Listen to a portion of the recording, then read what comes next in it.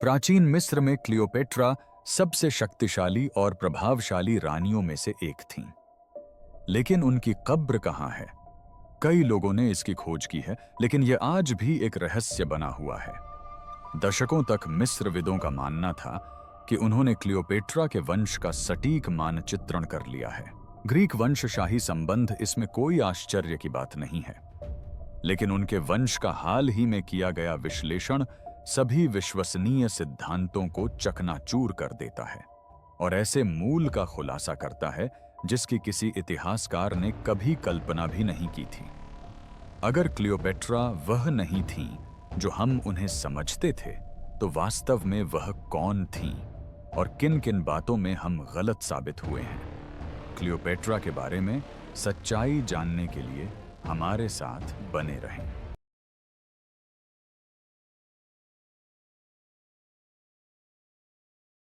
Cleopatra का वंश इतिहास के सबसे विवादास्पद रहस्यों में से एक क्यों बन गया? क्लियोपेट्रा का वंश केवल एक ऐतिहासिक जिज्ञासा नहीं है, बल्कि प्राचीन दुनिया में पहचान से जुड़े सबसे विवादित रहस्यों में से एक है।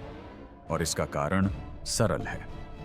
वह संस्कृति, राजनीति, राष्ट्रवाद और नस्ल को लेकर आधुनिक बहसों के केंद्र में स्थित है। क्लियोपेट्रा पर हर कोई अपना दावा जताना चाहता है, लेकिन लगभग कोई भी अपने माने हुए संस्करण को साबित नहीं कर सकता। यही तनाव इस बात का कारण है कि उनका वंश 2000 से अधिक वर्षों से भावनात्मक विवाद का मैदान बना हुआ है। विवाद का एक हिस्सा उस युग से जुड़ा है जिसमें वह रहती थीं। क्लियोपेट्रा ने पतनशील साम्राज्यों, रोमन आक्रमणों और व्यापक राजनीतिक दुष्प्रचार के दौर में शासन किया। सिसरो से लेकर ऑक्टेवियन तक उसके विरोधियों में से प्रत्येक शक्तिशाली व्यक्ति के पास उसकी छवि को विकृत करने का कोई न कोई कारण था। उन्होंने उसे विचित्र, खतरनाक और विदेशी बताया और उसकी पहचान को एक हथियार के रूप में स्काइस में इस्तेमाल किया, इससे बहुत पहले कि किसी ने उसके वंश का निष्पक्ष अध्ययन करने का प्रयास किया हो। उनके हमलों ने बाद की पीढ़ियों की क्लियोपेट्रा के बारे में धारणाओं को आकार दिया। इस चल रही बहस का एक और कारण भौतिक साक्ष्यों की कमी है। पूर्व के फराओ राजाओं के विपरीत क्लियोपेट्रा की कब्र कभी नहीं मिली है। उसका शव कभी बरामद नहीं हुआ। किसी भी वैज्ञानिक ने उसके या उसके परिवार के किसी सदस्य के डीएनए की पुष्टि नहीं की है। और भौतिक अवशेषों के अभाव में हर आधुनिक तर्क अपूर्ण अभिलेखों पर आधारित अनुमानों की एक श्रृंखला बनकर रह जाता है। फिर उनके राजवंश का मुद्दा आता है। क्लियोपेट्रा टॉलेमी वंश से थीं, जो एक ऐसा शासक परिवार था जिसने यूनानी राजनीति को मिस्र की संस्कृति के साथ मिलाया, लेकिन अपने पारिवारिक रीति रिवाजों को बेहद निजी रखा। उन्होंने आपस में ही विवाह किए, प्रतिद्वंद्वियों को मिटा दिया और कभी-कभी तो रिश्तेदारों को भी आधिकारिक अभिलेखों से मिटा दिया। इस गोपनीयता ने वंशावली में बड़े अंतराल पैदा कर दिए हैं, जो आज भी मिस्रविदों को हैरान करते हैं। लेकिन उनकी वंश परंपरा के विवादास्पद बने रहने का सबसे बड़ा कारण आधुनिक व्याख्या है। आज की दुनिया में पहचान का सांस्कृतिक महत्व बहुत अधिक है। लोग क्लियोपेट्रा पर अपनी अपनी धारणाएं थोपते हैं। कुछ उन्हें यूनानी रानी के रूप में देखते हैं, कुछ अफ्रीकी प्रतीक के रूप में और कुछ बहुसांस्कृतिक मिस्र के प्रतीक के रूप में। ये व्याख्याएं क्लियोपेट्रा के बारे में कम और आधुनिक समाज के बारे में अधिक बताती हैं। वास्तविक रूप से प्रमाणित टॉलेमिक वंश क्लियोपेट्रा के वंश को समझने के लिए हमें उनके जन्म से बहुत पहले की कहानी जाननी होगी। उनका वंश मिस्र में शुरू नहीं हुआ था। इसकी शुरुआत सिकंदर महान की जन्मभूमि मैसेडोनिया में टॉलेमी प्रथम सोटर नामक एक सेनापति से हुई थी। 323 ईसा पूर्व में सिकंदर की मृत्यु के बाद उसका साम्राज्य खंडित हो गया और टॉलेमी ने मिस्र पर कब्जा कर लिया। उस क्षण से टॉलेमी वंश ने मिस्र की दुनिया में रहने वाले यूनानी सम्राटों के रूप में शासन किया और उन्होंने अपनी इस पहचान को कठोर अनुशासन से संरक्षित रखा। टॉलेमी वंश मैसेडोनियन यूनानी वंश को बनाए रखने की अपनी प्रतिबद्धता के लिए प्रसिद्ध बल्कि कुख्यात भी थे। मिस्र के कुलीन परिवार में शादी करने के बजाय उन्होंने आपस में ही शादी कर ली। भाई ने बहन से शादी की, चचेरे भाई ने चचेरे भाई से शादी की। लक्ष्य सीधा सादा था, अपनी यूनानी विरासत की पवित्रता और सिकंदर के उत्तराधिकारी के रूप में अपनी राजनीतिक वैधता को बनाए रखना। यह कोई रोमांटिक विचार नहीं था, यह एक रणनीति थी। लगभग 300 वर्षों तक इस पैटर्न ने राजवंश को परिभाषित किया। जब क्लियोपेट्रा सप्तम सिंहासन पर बैठीं, तो उन्हें पीढ़ियों से चले आ रहे यूनानी अंतर्विवाहों से निर्मित वंश विरासत में मिला। उनके पिता टॉलेमी 12 ऑलेट्स ऐतिहासिक अभिलेखों में एक मैसेडोनियन ग्रीक शासक के रूप में अच्छी तरह से दर्ज हैं। उनका वंश स्पष्ट, निरंतर और काफी हद तक ग्रीक है। इस बिंदु पर कोई गंभीर अकादमिक विवाद नहीं है। उनकी वंश परंपरा स्थापित है। लेकिन टॉलेमी वंश अलग थलग नहीं था। सदियों से उन्होंने फारस और सेल्यूसिड पूर्व जैसे क्षेत्रों से आने वाले अन्य हेलेनिस्टिक राजवंशों के साथ संपर्क बनाए रखा। क्लियोपेट्रा से बहुत पहले पिछली पीढ़ियों में हुए राजनयिक विवाहों के माध्यम से संभवतः परिवार में थोड़ी मात्रा में फारसी या सॉगडियन वंश शामिल हुआ था। लेकिन फिर भी यह सिकंदर के साम्राज्य से विकसित हुए विशाल ग्रीक भाषी जगत के भीतर ही था। यह राजवंश सांस्कृतिक रूप से ऊपर से नीचे तक ग्रीक ही बना रहा। वे दरबार में यूनानी भाषा बोलते थे। वे निजी तौर पर यूनानी देवताओं की पूजा करते थे। वे यूनानी कानून लिखते थे। उन्होंने यूनानी शिक्षा प्रणालियों का उपयोग किया। उन्होंने मिस्र पर शासन किया। लेकिन वंश के आधार पर वे मिस्रवासी नहीं बने। मिस्रविदों को इसी आधार पर भरोसा है। सभी विश्वसनीय अकादमिक स्रोत इस बात पर सहमत हैं कि क्लियोपेट्रा मूल रूप से मैसेडोनियन ग्रीक थीं। उनके पूर्वजों में से कम 75 से 90% का संबंध निश्चित रूप से इसी वंश से है। दूसरे शब्दों में उनके वंश का अधिकांश भाग रहस्य नहीं है। यह प्राचीन विश्व के सबसे अच्छी तरह से प्रलेखित शाही वंशों में से एक है। फिर भी यह स्पष्टता आज कई लोगों के लिए आश्चर्य का कारण बनती है, क्योंकि जब वे क्लियोपेट्रा के बारे में सोचते हैं तो वे एक ऐसी रानी की छवि बनाते हैं जो पूरी तरह से मिस्र से संबंधित थी, नील नदी से प्रभावित मिस्र की परंपराओं में पली बढ़ी और प्राचीन फराओ से जुड़ी हुई थी। लेकिन क्लियोपेट्रा एक बिल्कुल अलग व्यक्तित्व का प्रतिनिधित्व करती थी। वह एक यूनानी महिला थी जिसने मिस्र पर शासन किया, लेकिन जन्म से वह मिस्री नहीं थी। उसकी असाधारणता का कारण उसका वंश नहीं था। यह इस बात पर निर्भर करता था कि उसने इसका उपयोग कैसे किया। वह पहली टॉलेमिक शासक थी जिसने मिस्र की भाषा, मिस्र के रीति रिवाजों और एक मूल फराओ की पारंपरिक छवि को पूरी तरह से अपनाया। उसने केवल मिस्र की पहचान का प्रदर्शन नहीं किया, उन्होंने इसे राजनीतिक रूप से साकार किया। वह समझती थीं कि जीवित रहने के लिए उन्हें अपने पूर्वजों से भी कहीं अधिक मिस्री होना पड़ेगा। उनका वंश भले ही यूनानी हो, लेकिन उनकी शक्ति यूनानी विरासत और मिस्री प्रतीकों के मिश्रण से उत्पन्न हुई। इसी बात ने उन्हें अविस्मरणीय बना दिया और इसी बात ने उन्हें खतरनाक भी बना दिया। रोम के लिए वह महज एक विदेशी रानी नहीं थी, वह दो सभ्यताओं को एकजुट करने में सक्षम शासक थीं। और यही संयोजन इस बात का सटीक कारण है कि उनकी वंशावली आज भी दुनिया को मोहित करती है, क्योंकि क्लियोपेट्रा सिर्फ अंतिम फराओ ही नहीं थीं, वह एक ऐसे राजवंश की अंतिम जीवित कड़ी थीं जिसने दो दुनियाओं को जोड़ा था। अज्ञात। क्लियोपेट्रा के वंश में गुमशुदा माताएं। क्लियोपेट्रा के पिता के माध्यम से उसके यूनानी वंश के बारे में हमें जितनी भी निश्चितता है, उसके वंश का एक हिस्सा हमेशा के लिए रहस्य बना हुआ है। महिलाएं। क्लियोपेट्रा की मां, दादी और यहां तक कि परदादी भी वे गुमशुदा कड़ियां हैं जिन्होंने 1 सदी से भी अधिक समय से अंतहीन अटकलों को जन्म दिया है। और ऐसा इसलिए नहीं है कि इतिहासकारों ने खोजबीन नहीं की है, इसका कारण यह है कि टॉलेमी साम्राज्य का अंतिम दौर पतन की ओर था, अराजकता का माहौल था और रहस्यवाद चरमरा रहा था। अधिकतर लोग मानते हैं कि क्लियोपेट्रा की माता क्लियोपेट्रा पंचम त्रिफीना थीं, जो टॉलेमी 12 की पत्नी और एक प्रसिद्ध शाही महिला थीं। यह अनुमान तर्कसंगत है, लेकिन इसकी पुष्टि नहीं हुई है। त्रिफीना एक संदिग्ध समय पर ऐतिहासिक अभिलेखों से गायब हो जाती है और यह स्पष्ट नहीं है कि उसकी मृत्यु हुई थी या उसे महल से निकाल दिया गया था। कुछ विद्वानों का तर्क है कि वह क्लियोपेट्रा की बड़ी बहन बेरेनिस चतुर्थ की मां हो सकती है, लेकिन स्वयं क्लियोपेट्रा की नहीं।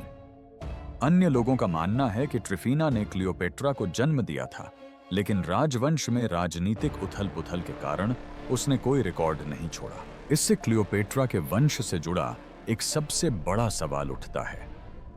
क्या क्लियोपेट्रा की मां एक प्रमाणित रानी थीं या मिस्र के कुलीन वर्ग की कोई अज्ञात महिला? दोनों ही संभावनाएं संभव हैं और इसी अनिश्चितता के कारण आधुनिक बहस छिड़ी है।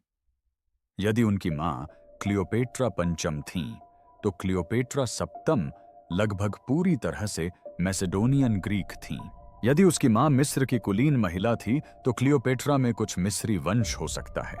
हालांकि इतिहासकार इस बात पर जोर देते हैं कि यह भी उसके कुल वंश का एक छोटा सा हिस्सा ही होगा। लेकिन रहस्य केवल उसकी मां तक ही सीमित नहीं है। क्लियोपेट्रा की दादी के बारे में भी कोई जानकारी नहीं है। वह किसी यूनानी प्रेमिका हो सकती थी। वह मिश्रित भूमध्य सागरीय या निकट पूर्वी मूल की हो सकती थी। वह मिस्र की भी हो सकती थी। हमारे पास उनकी पहचान की पुष्टि करने वाले कोई रिकॉर्ड नहीं है। इन महिलाओं को क्यों मिटा दिया गया, इसका उत्तर टॉलेमिक राजनीति की हिंसक प्रकृति में निहित है। राजवंश की अंतिम शताब्दी संदेह, हत्याओं और भाई बहनों के बीच सत्ता संघर्ष से चिह्नित थी। उपपत्नियों से जन्मे बच्चे प्रतिद्वंद्वी बन सकते थे। रानियों को हटाया जा सकता था, उनकी जगह नई रानी नियुक्त की जा सकती थी या उन्हें अभिलेखों से मिटाया जा सकता था। शाही लेखक अक्सर शासक वंश की रक्षा करने या वैधता को फिर से लिखने के लिए नामों को छोड़ देते थे या बदल देते थे। 69 ईसा पूर्व में क्लियोपेट्रा के जन्म के समय तक शाही अभिलेखागारों का रखरखाव ठीक से नहीं हो रहा था। युद्धों, निर्वासन और रोमन हस्तक्षेप ने अभिलेख संरक्षण की पारंपरिक प्रणाली को ध्वस्त कर दिया था। महल अब एक स्थिर संस्था नहीं रह गया था, यह एक राजनीतिक युद्ध क्षेत्र था। यही कारण है कि आधुनिक इतिहासकारों को टुकड़ों, शिलालेखों, सिक्कों, यूनानी ग्रंथों में छिटपुट उल्लेखों और रोमन इतिहासकारों की परस्पर विरोधी रिपोर्टों के साथ काम करना पड़ता है, जिनके अपने अपने उद्देश्य थे। इनमें से कोई भी स्रोत परिवार की महिलाओं की पूरी तस्वीर नहीं देता है। क्लियोपेट्रा के मातृवंश की निश्चित रूप से पहचान कोई नहीं कर पाता और इस कमी के गंभीर परिणाम होते हैं।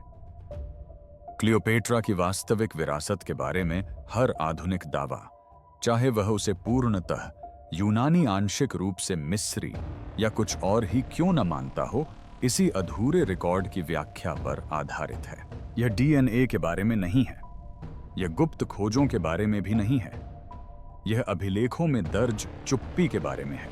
सच्चाई यह है कि क्लियोपेट्रा के मातृवंश में मिस्र भूमध्य सागरीय या शायद पूरी तरह से मैसेडोनियन ग्रीक वंश शामिल हो सकता है। प्राचीन अभिलेखों में ऐसा कुछ भी नहीं है जो इन संभावनाओं को गलत साबित करता हो, लेकिन कोई भी बात इनकी पुष्टि नहीं करती। यह अनिश्चितता इतिहास की कोई खामी नहीं है, यह उनके राजवंश की एक विशेषता है। एक ऐसा राजवंश जिसने सूचनाओं पर नियंत्रण रखा, प्रतिद्वंद्वियों को मिटा दिया और एक ऐसी पहेली छोड़ दी जिसे कोई भी इतिहासकार पूरी तरह से हल नहीं कर सकता। क्लियोपेट्रा की दिखावट और संस्कृति के बारे में हम वास्तव में क्या जानते हैं? क्लियोपेट्रा इतिहास की उन हस्तियों में से एक हैं जिनकी दृश्य छवि को सबसे अधिक बार बदला गया है। फिल्मों, चित्रों और आधुनिक बहसों में अक्सर इस बात पर चर्चा होती है कि वह वास्तव में कैसी दिखती थी। लेकिन अगर हम केवल विश्वसनीय सबूतों, यानी जिन चीजों की हम पुष्टि कर सकते हैं, पर ध्यान दें, तो उसकी मम्मी के बिना भी एक स्पष्ट तस्वीर उभरने लगती है। सबसे पहला और सबसे विश्वसनीय स्रोत सिक्के हैं। क्लियोपेट्रा ने अपने शासनकाल के दौरान खुद सिक्के ढाले थे, और बाद की कलात्मक प्रस्तुतियों के विपरीत ये राजनीतिक उपकरण थे। इनका उद्देश्य उनकी शक्ति का प्रदर्शन करना था, न कि उनकी सुंदरता को निहारना। इन सिक्कों पर एक रानी को मजबूत नाक, सुस्पष्ट ठुड्डी और दृढ़ भाव के साथ दर्शाया गया है। ये विशेषताएं विशिष्ट हेलेनिस्टिक शाही शैली से मेल खाती हैं। यह वही दृश्य शैली है जिसका उपयोग उनके यूनानी पूर्वजों ने किया था। उनकी छवि का उद्देश्य लुभाना नहीं था, इसका उद्देश्य शक्ति का प्रदर्शन करना था। अब हम उनसे जुड़ी मूर्तियों और प्रतिमाओं पर नजर डालते हैं। कुछ पर विवाद है, लेकिन कई का उनके युग और शैली से विश्वसनीय संबंध है। ये चित्र एक ऐसी महिला को दर्शाते हैं जिनके चेहरे की बनावट शास्त्रीय यूनानी शैली की है, लेकिन उनके परिधान मिस्र के शाही रूपांकनों से प्रेरित हैं। पहचानों का यह मिश्रण उनकी राजनीतिक रणनीति से पूरी तरह मेल खाता है। क्लियोपेट्रा वंश से यूनानी थीं, लेकिन वह समझती थीं कि मिस्र पर शासन करने के लिए प्रतीकात्मक परिवर्तन आवश्यक है। उनके वस्त्र, मुकुट और सार्वजनिक छवि मिस्र के फराओ परंपरा के अनुरूप थे, जबकि उनके चेहरे की बनावट यूनानी वंश को दर्शाती थी। फिर उनकी संस्कृति है, जो उनकी पहचान का वह हिस्सा है जिसके बारे में हम पूर्ण निश्चितता के साथ जानते हैं। क्लियोपेट्रा बहुभाषी होने के लिए प्रसिद्ध थीं। वह ग्रीक, मिस्री और संभवतः लैटिन, हिब्रू और अरामाइक भाषाएं बोलती थीं। वह मिस्री भाषा सीखने वाली पहली टॉलेमिक शासक थीं, जबकि उनके पूर्ववर्ती शासकों ने भी ऐसा करने से परहेज किया था। इस एक घटना ने ही मिस्र वासियों के उनके प्रति दृष्टिकोण को पूरी तरह बदल दिया। वह कोई विदेशी शासक नहीं थीं जो मिस्री होने का दिखावा कर रही हों। वह एक ऐसी रानी थीं जिन्होंने पूरी तरह से एक देशी फराव की भूमिका निभाई थी। उनकी शिक्षा कुलीन ग्रीक राज परिवार के अनुरूप थी, जिसमें दर्शन शास्त्र, गणित, खगोल विज्ञान, चिकित्सा और वाक्पटुता शामिल थी। प्राचीन लेखकों, यहाँ तक कि उनके शत्रुओं ने भी स्वीकार किया कि वह प्रतिभाशाली, रणनीतिक और प्रभावशाली थीं। उनका आकर्षण उनकी बुद्धि से उपजा था, न कि उनके रूप रंग से। रोमन प्रचार, विशेषकर ऑक्टेवियन द्वारा, ने बाद में उसे एक मोहक और आकर्षक स्त्री के रूप में प्रस्तुत किया, ताकि उसके विरुद्ध अपने युद्ध को उचित ठहराया जा सके। इस अभियान ने सदियों तक उसकी छवि को विकृत किया और उसकी राजनीतिक प्रतिभा को एक रोमांटिक मिथक में बदल दिया। लेकिन कोई भी विश्वसनीय इतिहासकार उसकी पहचान को रोमन अपमानों पर आधारित नहीं मानता। इसलिए हालांकि हम उनकी सटीक विशेषताओं का पुनर्निर्माण नहीं कर सकते, लेकिन साक्ष्य एक ऐसी रानी का समर्थन करते हैं जो अपने मैसेडोनियन ग्रीक पूर्वजों की तरह दिखती थी, मिस्र के फिरौन की तरह व्यवहार करती थी और किसी भी चित्र में कैद की जा सकने वाली बुद्धि से कहीं अधिक तेज दिमाग से शासन करती थी। डीएनए का सवाल। वैज्ञानिकों ने वास्तव में क्या अनुक्रमित किया है? क्लियोपेट्रा के डीएनए को अंततः डिकोड किए जाने की संभावना से अधिक ऑनलाइन उत्साह पैदा करने वाला कोई और विषय नहीं है। यह नाटकीय लगता है, विज्ञान के माध्यम से एक खोई हुई रानी को वापस लाना। 1929 में एफिसस में खुदाई कर रहे पुरातत्वविदों ने एक महिला कंकाल का पता लगाया, जिसके बारे में उनका मानना था कि यह क्लियोपेट्रा की छोटी बहन और उसकी राजनीतिक प्रतिद्वंद्वी आर्सिनोई चतुर्थ का हो सकता है। यह पहचान कभी पुख्ता नहीं हुई, लेकिन इस संभावना ने दशकों तक जिज्ञासा को हवा दी। फिर एक वृत्त चित्र में खोपड़ी का विश्लेषण करने का प्रयास किया गया और दावा किया गया कि इसकी विशेषताओं से अफ्रीकी वंश का संकेत मिलता है। वह दावा वायरल हो गया, लेकिन बाद में विज्ञान ने जो खुलासा किया वह यह था कि वह खोपड़ी आर्सेनोई की बिल्कुल भी नहीं थी। आधुनिक पुनर्विश्लेषण से दो प्रमुख निष्कर्ष निकले। वास्तव में ये हड्डियां 11 से 14 वर्ष की आयु के बच्चे की थीं। खोपड़ी का मूल संदर्भ और पहचान पुराने तरीकों और अप्रमाणित मान्यताओं पर आधारित थी। दूसरे शब्दों में कहें तो क्लियोपेट्रा के परिवार से जुड़ा सबसे प्रसिद्ध आनुवंशिक सुराग वैज्ञानिक जांच में पूरी तरह से गलत साबित हो गया। उस खोपड़ी से प्राप्त कोई भी डीएनए उसके वंश से नहीं जोड़ा जा सका, क्योंकि वह खोपड़ी न तो क्लियोपेट्रा की थी और न ही उसकी बहन की। यह महज सनसनीखेज खबरों का मामला था जो सबूतों पर भारी पड़ गई। दशकों की खोज के बावजूद क्लियोपेट्रा की कब्र कभी नहीं मिली। उनका शव कभी बरामद नहीं हुआ। उनके माता पिता के शव भी कभी बरामद नहीं हुए। उसके बच्चों के अवशेषों की कभी पुष्टि नहीं हो पाई।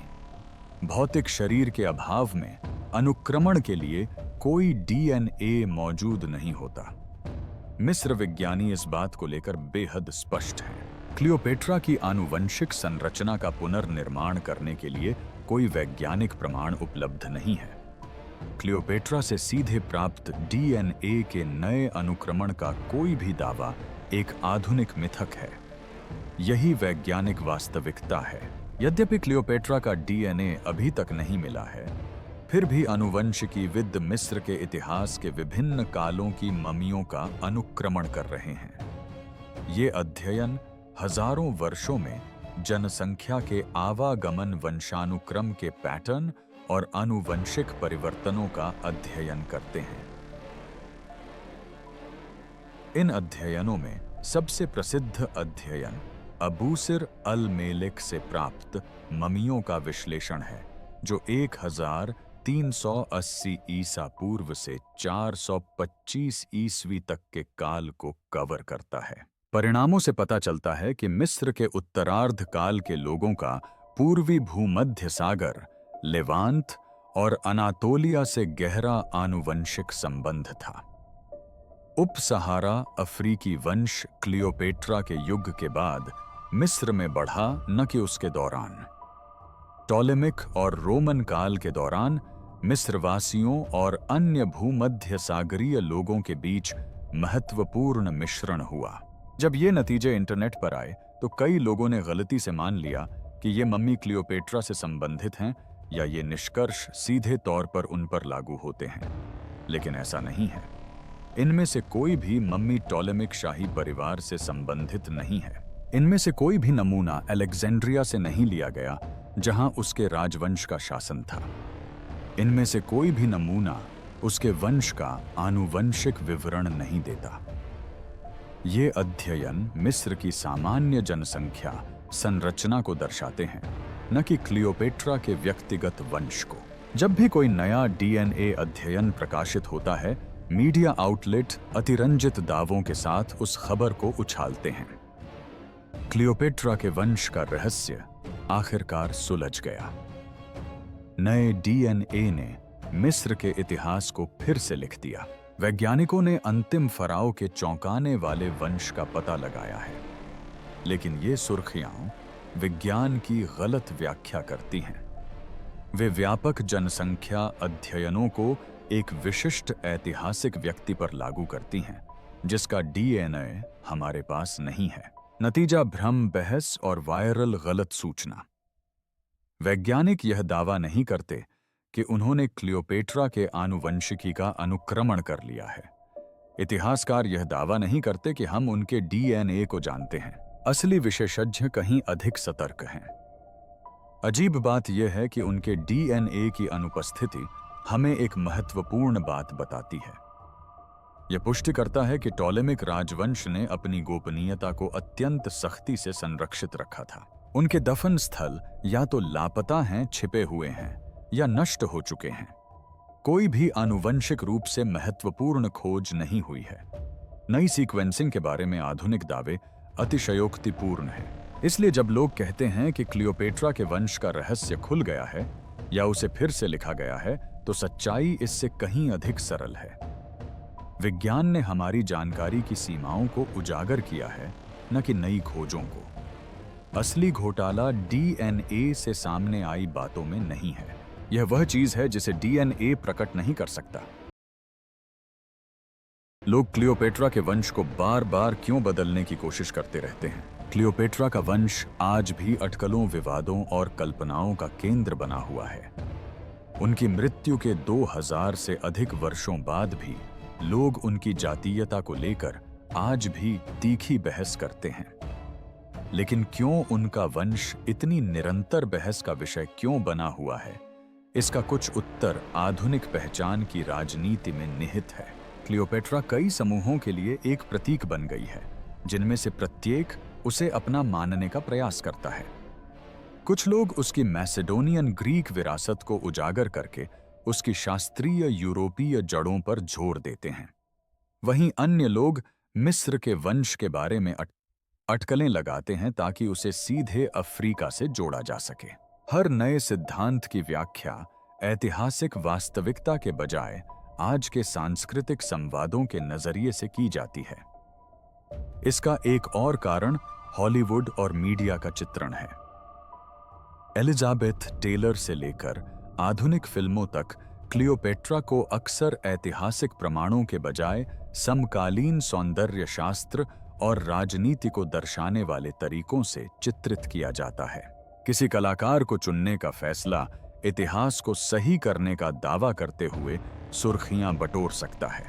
अचानक 2000 साल पुरानी रानी नस्ल, राष्ट्रीयता और प्रतिनिधित्व से जुड़े आधुनिक विवादों का प्रतीक बन जाती है। फिर रहस्य और शक्ति के प्रति स्वाभाविक मानवीय आकर्षण भी है। क्लियोपेट्रा प्रतिभाशाली, बहुभाषी, राजनीतिक रूप से कुशल और बेहद आकर्षक व्यक्तित्व वाली महिला थी। जब कोई व्यक्ति इतना महान होता है तो ऐतिहासिक अभिलेखों में मौजूद कोई भी कमी, जैसे कि गुमशुदा कब्रें या मातृवंश के बारे में अस्पष्टता, अटकलों को जन्म देती है। लोग स्वाभाविक रूप से सांस्कृतिक गौरव, जिज्ञासा या कहानी सुनाने के लिए अपनी अपनी कहानियों से इस खामोशी को भर देते हैं। अंत में विज्ञान का दुरुपयोग भी होता है। डीएनए खोपड़ियों या नई अनुक्रमण तकनीकों से संबंधित सुर्खियां अक्सर तकनीकी अध्ययनों को बढ़ा चढ़ाकर पेश करती हैं या उनकी गलत व्याख्या करती हैं। ये रिपोर्टें जनता का ध्यान आकर्षित करती हैं और उन मिथकों को बल देती हैं जिनकी पुष्टि ऐतिहासिक रिकॉर्ड से नहीं हो सकती। विज्ञान द्वारा त्रुटि सिद्ध होने पर भी कहानी तब तक फैल चुकी होती है और गलत धारणाओं को और पुख्ता कर देती है। इन बहसों का निरंतर जारी रहना एक महत्वपूर्ण बात उजागर करता है। क्लियोपेट्रा का प्रभाव राजनीति या वंश से परे था। वह एक दर्पण है जिसमें प्रत्येक पीढ़ी पहचान, शक्ति और विरासत से जुड़े अपने अपने प्रश्न देखती है।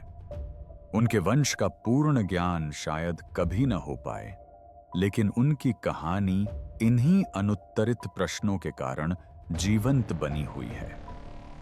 अंततः क्लियोपेट्रा के वंश को पुनर्लिखने के प्रयास हमें प्राचीन मिस्र की तुलना में आधुनिक समाज के बारे में अधिक जानकारी देते हैं। ये दर्शाते हैं कि कैसे सांस्कृतिक पहचान, मीडिया की कहानियां और ऐतिहासिक अंतराल मिलकर ऐसी मिथकों का निर्माण करते हैं जो सदियों तक कायम रहती हैं। क्लियोपेट्रा की विरासत केवल इस बात से परिभाषित नहीं होती कि उसके माता पिता कौन थे, बल्कि इस बात से भी कि उसकी कहानी आज भी हमारी कल्पना को किस प्रकार आकार देती है। बड़ा सवाल यह है कि क्लियोपेट्रा की कहानी आज भी क्यों मायने रखती है। क्लियोपेट्रा की वंशावली भले ही रहस्य में डूबी हो, लेकिन उसकी कहानी कभी खोई नहीं है। उसके डीएनए और उसकी कब्र के बिना भी वह इतिहास की सबसे अमर हस्तियों में से एक बनी हुई है। उसकी पहचान को लेकर लोगों का आकर्षण अक्सर उससे कहीं गहरे सत्य को ढक लेता है। क्लियोपेट्रा का महत्व उनके वंश में नहीं, बल्कि उनकी बुद्धिमत्ता, रणनीति और अपने आसपास की दुनिया को आकार देने की क्षमता में निहित है।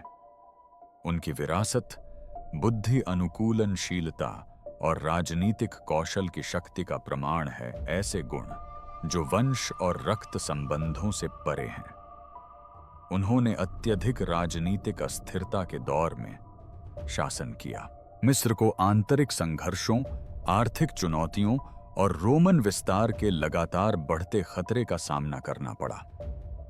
क्लियोपेट्रा का शासनकाल भूमध्य सागरीय इतिहास के एक महत्वपूर्ण मोड़ पर था, जब एक ही युद्ध या कूटनीतिक दांव से सत्ता का संतुलन बदल सकता था। इस अराजकता के बावजूद वह असाधारण क्षमता वाली शासक के रूप में उभरी, जिन्होंने गठबंधनों, विश्वासघातों और मिस्र और रोम दोनों की अम्बुअनों की अस्थिर राजनीति को बखूबी संभाला।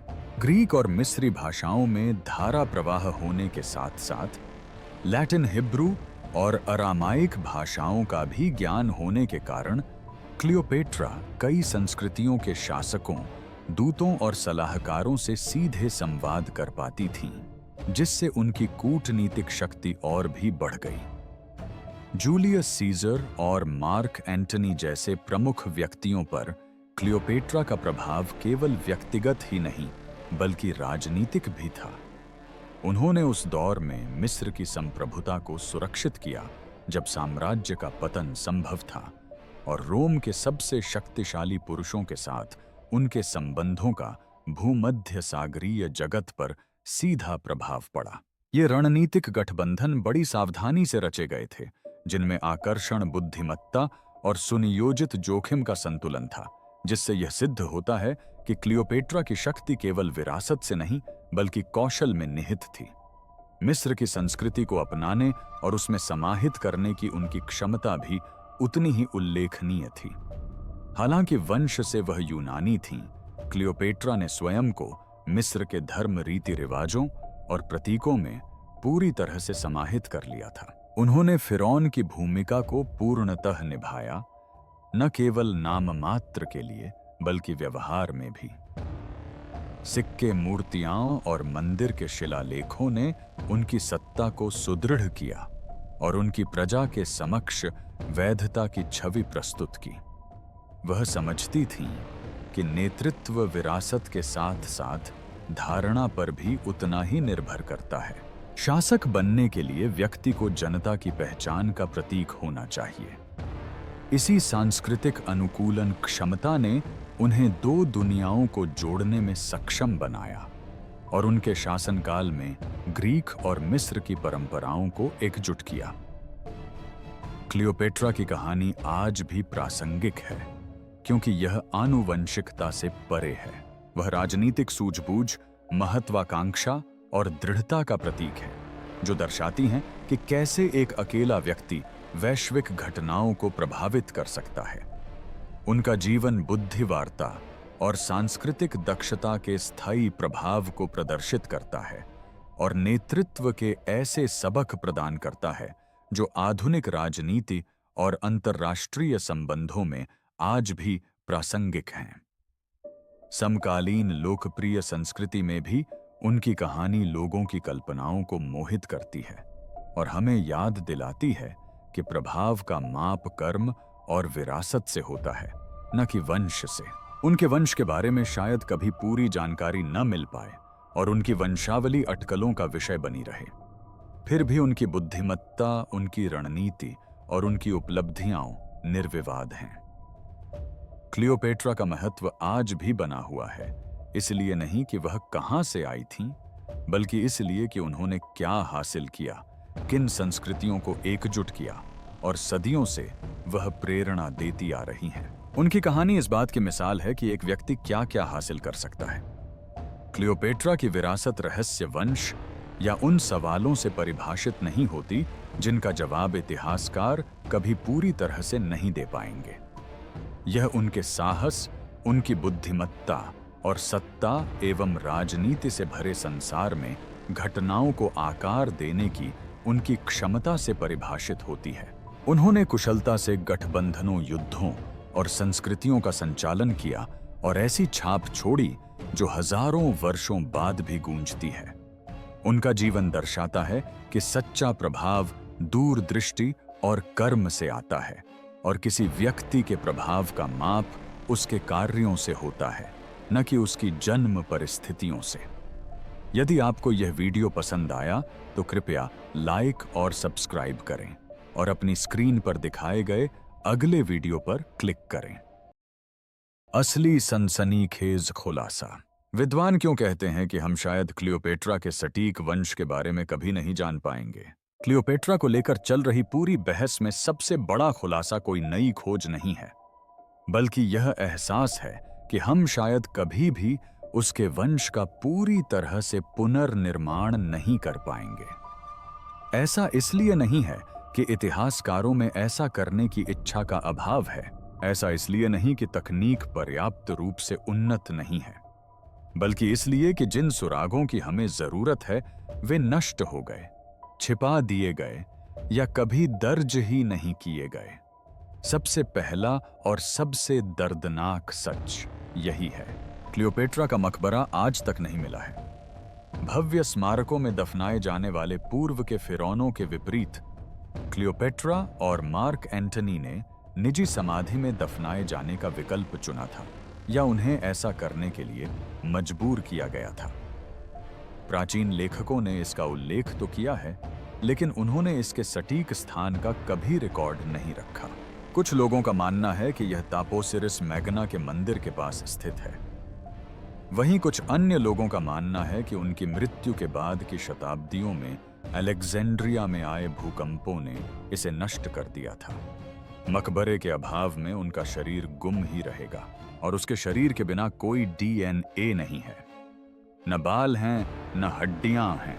वंश की वैज्ञानिक रूप से जांच करने का कोई तरीका नहीं था। इसके बाद शाही अभिलेखागार का पतन हुआ।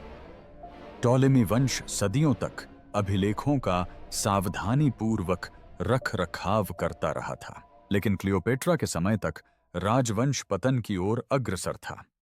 गृहयुद्ध, रोमन हस्तक्षेप और आंतरिक विश्वासघात ने प्रशासन को तहस नहस कर दिया था। जन्म अभिलेख, विवाह अभिलेख और मात्र नाम या तो ठीक से संरक्षित नहीं थे या राजनीतिक कारणों से मिटा दिए गए थे। वंश वृक्ष की पूरी शाखाएं इतिहास से गायब हो गईं, महज इसलिए कि एक नए शासक ने अपनी वैधता को नया रूप देने की इच्छा जताई। रोमन विजय ने स्थिति को और भी बदतर बना दिया। जब ऑक्टेवियन ने 30 ईसा पूर्व में अलेक्जेंड्रिया पर कब्जा किया तो उसके पास क्लियोपेट्रा की विरासत को मिटाने का हर कारण था। दस्तावेजों को नष्ट करना, उसकी छवि को धूमिल करना और कथा को तोड़ मरोड़ कर पेश करना उसके राजनीतिक एजेंडे को पूरा करता था। यदि उनके वंश के बारे में कोई अभिलेख मौजूद थे तो संभवतः उनमें से कई इस परिवर्तन के दौरान लुप्त हो गए। और फिर समय भी एक कारक है। 2000 वर्षों के भूकंपों, आग, बाढ़, लूटपाट और शहरी पुनर्निर्माण ने प्राचीन अलेक्जेंड्रिया के अधिकांश भाग को मिटा दिया है। भूमध्य सागर में मंदिर डूब गए, पुस्तकालय ढह गए, कब्रिस्तानों का उपयोग अन्य कामों के लिए किया जाने लगा। जो भी सुराग बचे थे वे प्रकृति और साम्राज्य द्वारा बिखेर दिए गए थे। तो असली चौंकाने वाली बात यह है कि क्लियोपेट्रा का वंश केवल अटकलों के कारण अज्ञात नहीं है। यह रहस्य अनसुलझा है क्योंकि इतिहास ने सबूतों को दफना दिया है, और जब तक उसकी कब्र नहीं मिल जाती यह रहस्य बना रहेगा। एक ऐसा सन्नाटा जिसे विज्ञान भी नहीं भर सकता। मिथक बार बार लौटते रहते हैं। क्लियोपेट्रा के डीएनए का एक भी अंश न होने के बावजूद दुनिया नई नई खोजें करती रहती है। हर कुछ वर्षों में एक नई सनसनीखेज खबर वायरल हो जाती है जिसमें दावा किया जाता है कि वैज्ञानिकों ने आखिरकार उसके वंश का पता लगा लिया है। और लगभग हर बार जैसे ही विशेषज्ञ सबूतों की जांच करते हैं, कहानी धराशायी हो जाती है। एक मिथक के अनुसार क्लियोपेट्रा का वंश उप सहारा क्षेत्र से था, जो एक ऐसे दफन स्थल से मिली एक गलत पहचान वाली खोपड़ी पर आधारित है जिसकी शाही होने की पुष्टि कभी नहीं हुई। एक अन्य मिथक का दावा है कि वह आंशिक रूप से फारसी थी, क्योंकि पूर्व के टॉलेमी शासकों ने सेल्यूसिड शाही परिवार के साथ विवाह संबंध स्थापित किए थे। लेकिन वो वंश सदियों पुराना था और क्लियोपेट्रा के जन्म से बहुत पहले ही आनुवंशिक रूप से मिश्रित हो चुका था। फिर आता है आधुनिक हॉलीवुड का चक्र। फिल्म में किसी कलाकार को कास्ट करने का फैसला उसकी जातीयता को लेकर वैश्विक बहस का मुद्दा बन जाता है, मानो किसी किरदार को चुनने का फैसला पुरातात्विक प्रमाण हो। और क्योंकि क्लियोपेट्रा उन गिनी चुनी प्राचीन रानियों में से एक है जिनकी कहानी में शक्ति, सौंदर्य, राजनीति और त्रासदी का संगम है, इसलिए उसे आधुनिक पहचान की उन लड़ाइयों में घसीटा जाता है जिनका ऐतिहासिक रिकॉर्ड से कोई लेना देना नहीं है। सच्चाई इससे कहीं अधिक सरल और कम नाटकीय है। क्लियोपेट्रा से जुड़ी अधिकांश मिथकें इसलिए जीवित हैं क्योंकि वे अनुत्तरित साक्ष्यों से उत्पन्न चुप्पी को भर देती हैं। जब वास्तविक आंकड़े समाप्त हो जाते हैं तो कल्पना का बोलबाला हो जाता है। और क्लियोपेट्रा के मामले में यह चुप्पी बहुत बड़ी है। न कोई मकबरा, न कोई मम्मी, न कोई हड्डियां, न कोई डीएनए, और केवल कुछ ही चित्र जो उन कारीगरों द्वारा उकेरे गए थे जो उनसे कभी मिले ही नहीं थे। लेकिन ये मिथक एक कारण से महत्वपूर्ण है। ये इस बात को आकार देते हैं कि आज दुनिया क्लियोपेट्रा को कैसे देखती है। वे वृत्त चित्रों, स्कूली बहसों, राजनीतिक टिप्पणियों और यहां तक कि सोशल मीडिया पर होने वाली चर्चाओं को भी प्रभावित करते हैं। और हर मिथक, चाहे वह कितना भी कमजोर क्यों न हो, एक ही बात प्रकट करता है। उनकी मृत्यु के हजारों वर्ष बाद भी वे चर्चाओं को नियंत्रित करने के लिए पर्याप्त शक्तिशाली हैं। इतिहासकार क्लियोपेट्रा के वास्तविक वंश की पुष्टि कर सकते हैं।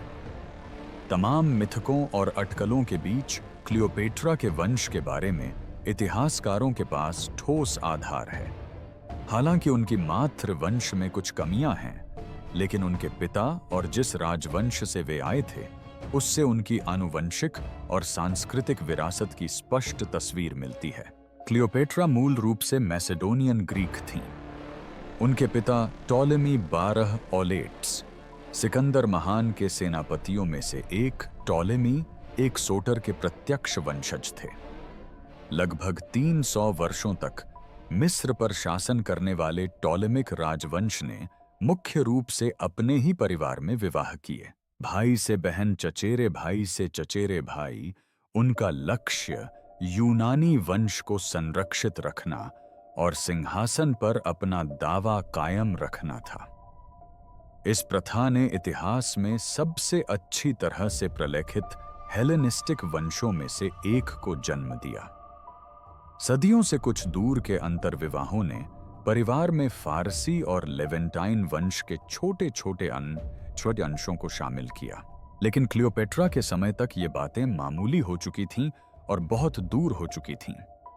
ऐतिहासिक अभिलेखों में उप सहारा अफ्रीकी वंश के कोई विश्वसनीय प्रमाण नहीं मिलते। इसके विपरीत कोई भी दावा अटकलों या गलत तरीके से व्याख्या किए गए स्रोतों पर आधारित है। मातृवंश एक महत्वपूर्ण अनसुलझा रहस्य है। क्लियोपेट्रा की माता संभवतः क्लियोपेट्रा पंचम त्रिफीना थीं, जो एक ग्रीक शाही परिवार से थीं, लेकिन इतिहासकार इसकी पुष्टि नहीं कर सकते। कुछ का मानना है कि वह एक मिस्र की कुलीन महिला हो सकती हैं, जिससे उनके वंश में मिस्र की थोड़ी सी उत्पत्ति हो सकती है। फिर भी यदि यह सच भी हो तो क्लियोपेट्रा का वंश मुख्य रूप से यूनानी ही था। विद्वान वंश और सांस्कृतिक पहचान के बीच अंतर पर जोर देते हैं। क्लियोपेट्रा सांस्कृतिक रूप से मिस्री थी, मिस्री रीति रिवाजों के अनुसार शासन करती थी, मिस्री वस्त्र पहनती थी और मिस्री भाषा सीखती थी। लेकिन आनुवंशिक रूप से वह मैसेडोनियन यूनानियों की वंशज थीं।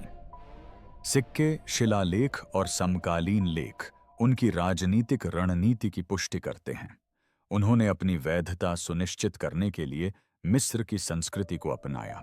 वह मिस्री भाषा में पारंगत होने वाली पहली टॉलेमिक शासक थीं, जो उनकी गोद ली हुई मातृभूमि पर शासन करने की प्रतिबद्धता का प्रतीक था।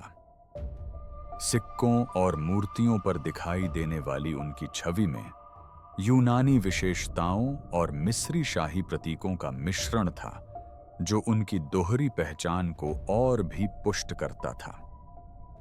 क्लियोपेट्रा की कहानी दर्शाती है कि कैसे वंश और पहचान भिन्न हो सकते हैं। वंश के हिसाब से वह यूनानी थीं। अपनी इच्छा से उन्होंने सांस्कृतिक और राजनीतिक दोनों ही दृष्टियों से एक सच्ची मिस्री रानी का रूप धारण किया। यह अंतर इतिहासकारों को तथ्य और कल्पना के बीच अंतर करने में सहायक होता है। इससे यह भी स्पष्ट होता है कि उनकी जाति के बारे में आधुनिक मिथक क्यों बने हुए हैं। साक्ष्य आंशिक रूप से अनुपलब्ध हैं, आंशिक रूप से व्याख्या के लिए खुले हैं और आंशिक रूप से उनके द्वारा छोड़े गए सांस्कृतिक प्रभाव से दब गए हैं। संक्षेप में इतिहासकार विश्वासपूर्वक कह सकते हैं कि क्लियोपेट्रा का वंश मुख्य रूप से मैसेडोनियन ग्रीक था। संभवतः उनकी मां के माध्यम से मिस्र का थोड़ा योगदान भी था। उनकी प्रतिभा उनके जीन में नहीं थी, बल्कि यह इस बात में थी कि उन्होंने अपनी विरासत का इस्तेमाल शासन करने सहयोगियों को मोहित करने और मानव इतिहास की सबसे महान हस्तियों में से एक बनने के लिए कैसे किया।